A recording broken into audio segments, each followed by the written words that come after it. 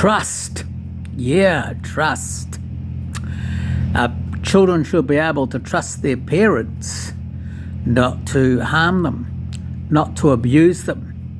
But sadly, they get abused, or we get abused. Yeah. So what effect does that have on us? Well, when a child has been abused by their parents and by the father, etc., it affects the image and the way you see God. Okay? When you've been abused, you're like, don't know that I'll ever trust that God. And that's the result. God is actually beautiful, loving, kind, caring. He's awesome. But once that trust is broken, we don't realize it, but subconsciously we put up blocks. And we put up a block and we don't allow people that close to us. Yeah, these are all the behaviors that happen because trust has been broken in your life. How do I know? Because all the trusts were broken in my life. I used to read God's word continually.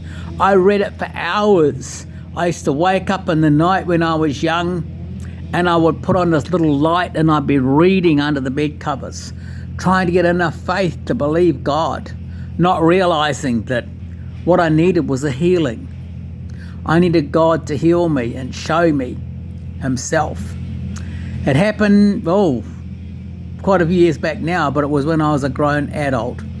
I was going to commit suicide, and that night Jesus came. And he stood there and he said, I've come to hug you, I've come to kiss you. And I screamed and told him to F off. Nobody touches me, no one hugs me, I can't stand being touched and I can't stand being hugged. He left. I cried.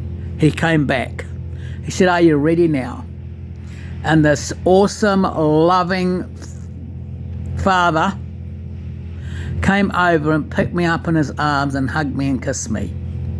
Until that point, I had never been able to talk properly. I talked really, really fast and if I slowed down, I couldn't get the words out.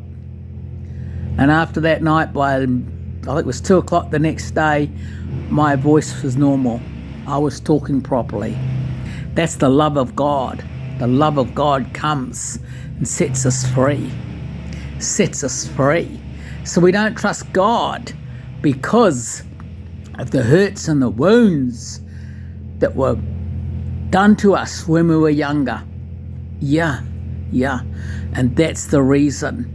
So Jesus comes, and Jesus wants to come in and take your hurt and your pain and reveal himself to you. The question is, what will you do with him? Will you send him away or will you open the door? Bless you.